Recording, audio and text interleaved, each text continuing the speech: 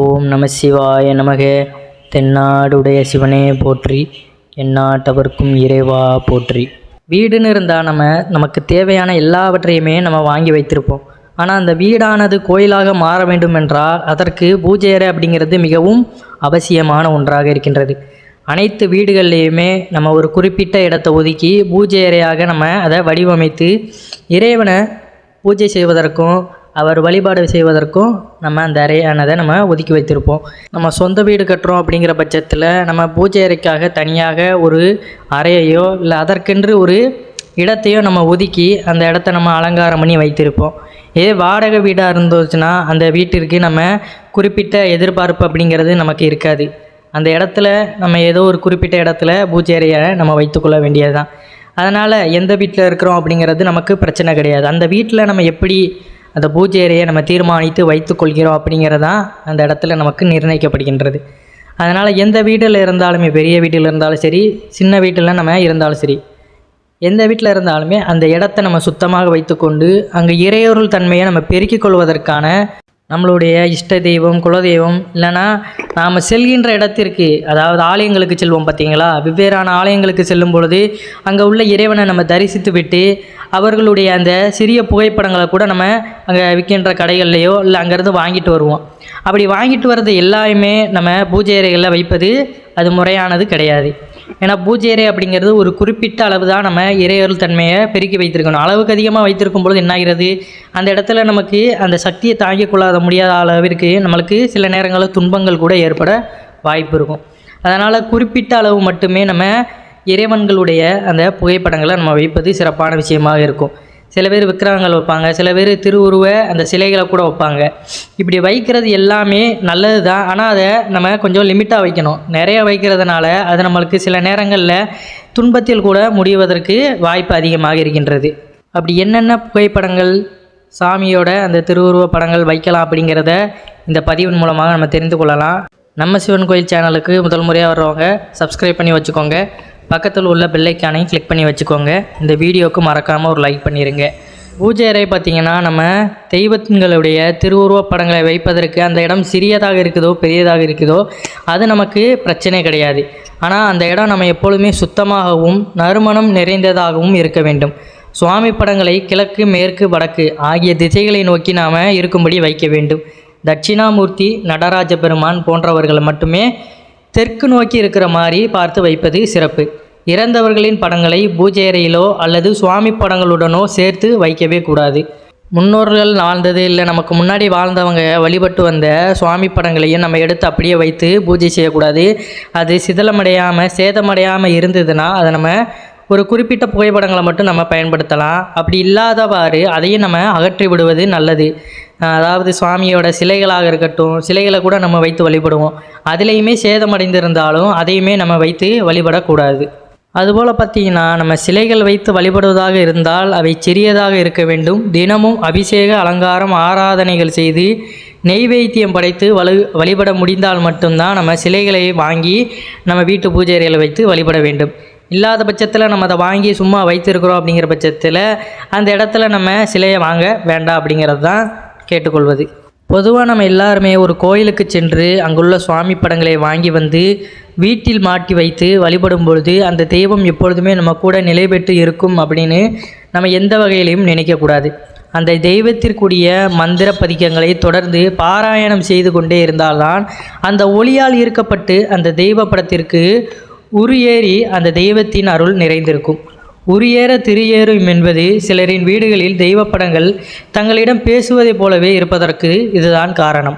நம்ம எத்தனை தெய்வங்களுடைய திருவுருவப் படங்களை நம்ம வீட்டில் வாங்கி வைத்திருந்தாலும் முறைப்படி நம்ம பூஜை புனஸ்காரங்களில் ஈடுபட்டால் மட்டும்தான் அந்த தெய்வங்களுக்கு மென்மேலும் நம்ம ஈர்ப்பூட்டும் வகையில் அவர்களுக்கு அந்த இறையாற்றலை நம்ம பெருக்கிக் கொண்டு நம்மளுக்கும் நம்மளை சார்ந்தவர்களுக்கும் நம்மளை சுற்றி இருக்கிற சூழல்களுக்கும் அது ஏற்றாற் போல் அமையும் அப்படிங்கிறத நம்ம உணர்ந்து கொள்ளணும். அதனால் நம்ம போகிற இடத்துலலாம் சுவாமி படங்களை வாங்கிட்டு வந்து மாற்றுறதை நம்ம தவிர்த்து விடுவது நல்லது. பெரும்பாலும் பார்த்திங்கன்னா, முதல்ல எல்லார் வீட்லேயுமே இருக்க வேண்டிய ஒரு சுவாமி படம் அப்படின்னு பார்த்திங்கன்னா, அதாவது 5 தெய்வங்களுடைய அந்த திருவுருவப் படங்கள் நிறைந்திருக்கும் அந்த ஒரே அந்த படத்தில். அது என்னென்னு பார்த்தீங்கன்னா, பெருமாள், லட்சுமி, விநாயகர், சரஸ்வதி, முருகன். இந்த 5 பேருமே அந்த படத்தில் இருப்பாங்க. இவ்வாறு இவர்களுடைய அந்த படங்களை நம்ம வாங்கி வைப்பது மிகவும் சிறப்பான விஷயமாக இருக்கும். இந்த படங்கள் பார்த்திங்கன்னா குறிப்பிட்ட எல்லா இடத்துலையுமே பூஜைகளுக்கு பயன்படுத்துவார்கள். ஒரு கம்பெனியாக இருக்கட்டும், இல்லை பேருந்துகள், இப்படி நிறைய இடங்களில் கடைகளில் கூட இந்த 5 பேர் சேர்ந்த இடங்களில் எப்பொழுதுமே எல்லா வளமும் ஐஸ்வர்யங்களும் பெற்று நம்ம நலமுடன் வாழ்வதற்கு இந்த 5 பேர் கொண்ட படங்களை நம்ம வாங்கி வைத்து வழிபடுவது மிகவும் சிறப்பான விஷயமாக இருக்கும். நம்ம கடைகளில் இந்த மாதிரியான படங்களை வாங்கி வைத்து தினமும் பத்தி பொருத்தி இறைவனை நினைத்து கொண்டு அன்றைய நாளை நம்ம தொடங்கும் பொழுது அந்த அனைவருமே நமக்கான அந்த வழிபாட்டு முறைகளின் மூலமாக நம்மளுடைய வாழ்க்கையை மேன்மையடைய செய்வார்கள்.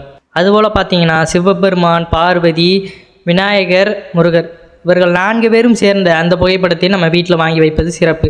எல்லா இடத்துலையுமே நமக்கு நிறைய ஃபோட்டோ கிடைக்கிது ஏன்னு நம்ம பூஜை அறை பூரா அதை நம்ம சொருகி வைப்பது மிகவும் தவறானது. எப்பொழுதுமே ஒவ்வொரு சாமி படத்திற்கு ஏற்ப கொஞ்சம் கேப் விட்டு நம்ம நீட்டாக அதை பார்ப்பதற்கே லட்சணமாக இருக்கிற மாதிரி வைக்கும் பொழுது தான் நம்மளுடைய வீடும் சரி, நாமளும் என்றும் நலமுடன் வாழ முடியும். அதனால தான் இறைத்தன்மையை நமக்குள்ளே எப்பொழுதுமே பெருக்கி கொண்டு இருப்பதற்காக பூஜை அறைகளில் நம்ம தெளிவான முறைகளில் பூஜை புனஸ்காரங்களில் ஈடுபடுவது மிகவும் சிறப்பு. நிறைய பேர் பார்த்திங்கன்னா நம்ம சிவலிங்கத்தை வாங்கி கூட வீட்டில் வழிபடுவோம். சிவலிங்கம் வாங்கிட்டு வர்றது பெருசு இல்லை, ஆனால் அதற்கு முறைப்படியான அந்த பூஜைகளை நம்ம செய்து வழிபாடு செய்யும் பொழுது தான் சிவபெருமானுடைய அருளும் நமக்கு நிறைந்திருக்கும். அந்த லிங்கத்திற்குரிய மகிமையும் அந்த இடத்துல மிகுதியாக இருக்கும் அப்படிங்கிறத உணர்ந்து கொள்ளணும். அதனால் சிவலிங்கம் நம்ம வாங்கிட்டு வரோம், ஏதோ ஒரு நாள் பூஜை பண்ணுறோம், அதை அப்படியே விட்டுருதோம் அப்படிங்கிற அந்த எண்ணத்தில் நம்ம இருக்கக்கூடாது. டெய்லியும் ஒரு விளக்கேற்றி அதற்கென்று ஒரு பூ வைத்து நம்ம வழிபடும் பொழுது நம்மளுடைய வீடானது எப்பொழுதுமே மேன்மையாக இருக்கும் அப்படிங்கிறத உணர்ந்து கொள்ளணும். அதனால் சிவலிங்கம் வைத்திருப்பவர்கள் முடிந்தளவு தினசரி நீங்கள் அந்த பூஜை புனஸ்காரங்களில் ஈடுபடுவது சிறப்பான விஷயமாக இருக்கும்.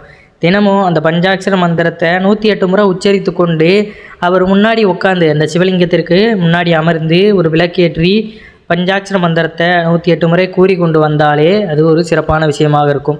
பெரும்பாலும் ஆண்கள் வீடுகளில் நேரமில்லாத நேரத்தில் அவர்கள் செய்ய முடியாது. பெண்கள் இவ்வாறு கடைபிடிப்பது அவர்களையும் சரி அவர்களை சார்ந்தவர்களுக்கும் அது நல்லதை உண்டு பண்ணும்.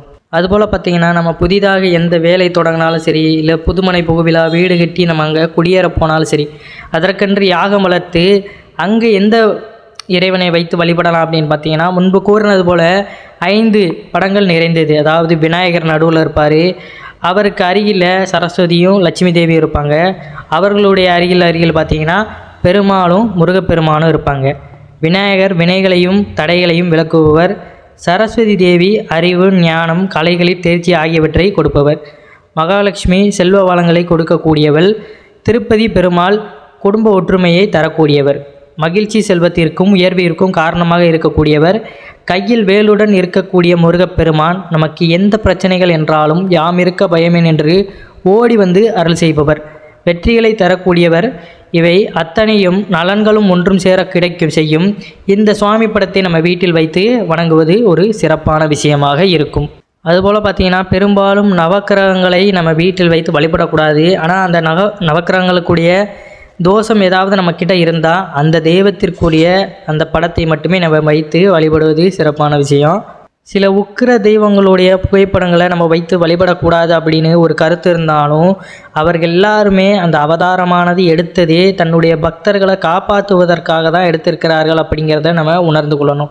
அதனால் ஒரு குறிப்பிட்ட பேர் சொல்கிறது என்னென்னா அவர்களை வைத்து வழிபடலாம், அது சிறந்தது தான் அப்படின்னு சொல்கிறாங்க. ஏன்னா அவர்களுடைய பக்தர்களை காப்பதற்காக தான் அந்த அவதாரமானதை எடுத்து அவர்கள் தங்களுடைய பக்தர்களை ரட்சித்து காத்தருள்கிறார்கள். அதனால் அவர்கள் புகைப்படத்தை வாங்கி வைத்து அவர்களை தினமும் பூஜித்து வழிபட்டு வந்தாலே அது நன்மைகளை அளிக்கக்கூடியது அப்படின்னு சொல்வது உண்டு.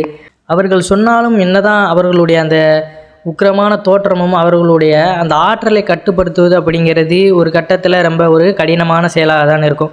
பெரும்பாலும் அந்த ஆற்றல்களை நம்ம வீடுகள்லேயும் சில நேரங்களில் ஏதோ ஒரு ஆற்றலானது மிகுதியாக இருக்கும் பொழுது நம்மளை அறியாமலே சில நேரங்களில் ஏதோ எதிர்மறையான ஆற்றல்களையோ இல்லை வேறு ஏதோ நிகழ்வதை நம்ம உணர முடியும். அதனால் பெரும்பாலும் நம்ம வீடுகளில் அப்படியான படங்களை வழிபடுவதை விட ஆலயங்களுக்கு மட்டுமே சென்று வழிபாடு செய்வது ஒரு சிறந்த முறையாக இருக்கும்.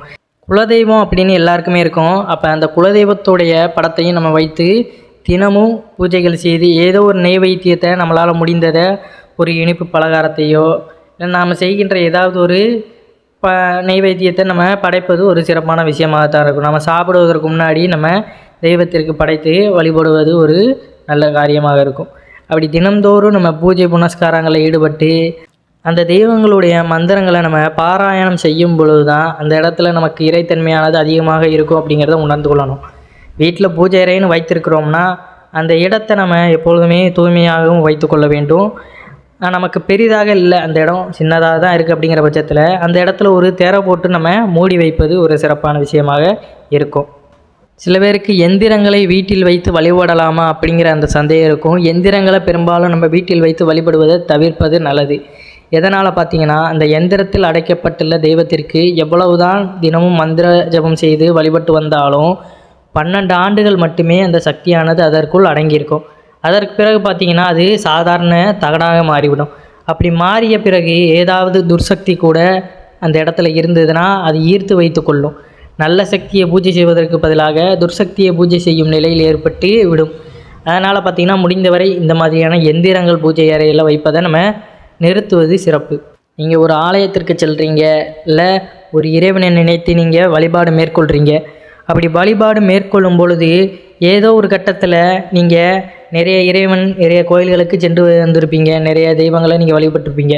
அப்படி ஏதோ ஒரு தெய்வத்தை நம்ம வழிபடும் பொழுது அவர் ரூபத்தில் நமக்கு நன்மைகள் நடைபெறும் பொழுது அதை நம்ம உன்னிப்பாக கவனித்து அவரை நம்ம கடைசி வரை பெற்றக்கூடாது. அப்போ மென்மேலும் அவரிடம் பூஜைகளை நம்ம அதிகப்படுத்தி நம்ம மேற்கொள்ளும் பொழுது இன்னும் சிறப்பாக நம்மளுக்கான அந்த பலன்களை அவர் வழங்கி கொண்டே இருப்பார் அப்படிங்கிறத நம்ம என்றைக்குமே மறந்துவிடக்கூடாது. இப்போ நம்ம நிறைய விரத முறைகளை மேற்கொள்வோம். இப்போ ஐயப்ப சாமிக்கு நம்ம மாலை போடுறோம், முருகன் கோயிலுக்கு நம்ம செல்கிறோம், இப்படி பல்வேறு வழிபாடு முறைகளை நம்ம மேற்கொள்கிறோம். இப்படி நம்ம நல்லபடியாக ஒழுக்க முறையில் அந்த வழிபாடு முறைகளை மேற்கொள்ளும் பொழுது ஏதோ ஒரு விரதத்தில் நமக்கு அந்த நன்மைகள் அவர் நம்மளுடைய பக்தியின் காரணமாக மனமுருகி அவர் நமக்கு நிறைவேற்றுவார். அப்படி நிறைவேற்றும் பொழுது நம்ம அதை புரிந்து கொண்டு அந்த இடத்துலேருந்து நம்ம தினமும் அவரை வழிபட்டு வருவது மிகவும் சிறப்பாக இருக்கும்.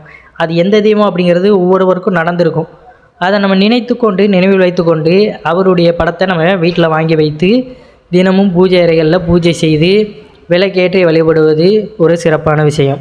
எக்கச்சக்கமான உருவப்படங்களை நம்ம தெய்வங்களுடைய உருவப்படங்களை வைப்பதை தவிர்த்து கண்ணுக்கு நிறைவான வீடு பார்க்கும் பொழுது நமக்கு அந்த தெய்வ கடாட்சமாக இருக்கணும் அப்படிங்கிற பட்சத்தில் நம்மளுக்கு பார்க்கும் பொழுதே அந்த பூஜை அறையில் நமக்கு ஒரு ஐடியா கிடைக்கும்.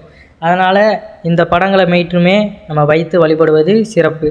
நம்ம எந்த இடத்திற்கு சென்றாலும் அங்கேருந்து வாங்கி கொண்டு வருகின்ற அந்த படங்களை இனிமேலும் வைக்காமல் இருப்பது நம்ம பார்த்து கொள்ள வேண்டிய ஒரு விஷயமாக இருக்கும். அதனால் நிறைய படங்களை நம்ம வாங்கிட்டு வந்து வீடுகளில் நம்ம அதை பக்கத்தில் இருக்கின்ற தெய்வங்களுக்கு அருகில் நம்ம நெருக்கி வைப்பதை முதல்ல தவிர்த்து விடுவது நல்லது. குழந்தைகளுக்கு கல்வி ஞானத்தை போதிக்கும் வகையில் சரஸ்வதி அம்பாளோட தெய்வப்படத்தை நம்ம வீட்டில் வைத்து வழிபடுவது சிறப்பான விஷயம். நம்மளுடைய குழந்தைகளுடைய கல்வியிலையும் ஞானத்திலையும் மேலோங்கி இருப்பார்கள் அப்படிங்கிறது நிதர்சனமான உண்மை. கட்டாயம் இருக்க வேண்டிய படம் அப்படின்னு பார்த்திங்கன்னா அவங்களுடைய குலதெய்வ படமோ இஷ்ட தெய்வ படமோ, அதற்கப்புறம் நம்ம போய் வந்த இடங்களில் ஏதோ ஒரு இடத்துல நமக்கு நிறைய நன்மைகள் ஏற்பட்டிருக்கும். அந்த கோயிலுடைய அந்த இறைவனுடைய திருவுருவ படத்தை நம்ம வைத்து வழிபாடுகள் மேற்கொள்வது ஒரு சிறப்பான விஷயமாக இருக்கும். பெரும்பாலும் பூஜை அறைகளில் பார்த்திங்கன்னா தினம்தோறும் வழிபாடு செய்வதே சிறந்த விஷயமாகத்தான் இருக்கும். அவ்வாறு செய்ய முடியாதவங்க வாரத்தில் 2 நாளாவது செவ்வாய் வெள்ளிக்கிழமையிலாவது நம்ம வழிபாடுகளை மேற்கொண்டு வருவது சிறப்பான விஷயமாக இருக்கும். பெண்கள் தவறாமல் தங்களுடைய குடும்பத்திற்கும் சரி மற்றவர்களுக்கும் சரி அனைவருமே நலமுடன் வாழ வேண்டும் அப்படிங்கிற அந்த எண்ணத்தில் வழிபாடு முறைகளை மேற்கொள்ளும் பொழுது என்றுமே நாம் நலமோடு தான் வாழ்வோம் அப்படிங்கிறத நம்ம உணர்ந்து கொள்ளணும். இந்த வீடியோவை மறக்காமல் உங்களுடைய நண்பர்களுக்கும் பகிர்ந்து கொள்ளுங்கள். நம்மளுடைய சேனலுக்கு புதுசாக வரவங்க சப்ஸ்கிரைப் பண்ணி வச்சுக்கோங்க. நன்றி, வணக்கம். அனைவரும் என்றும் இறையருள் பெற்று நலமுடன் வாழ வேண்டும். ஓம் நம சிவாய நமக.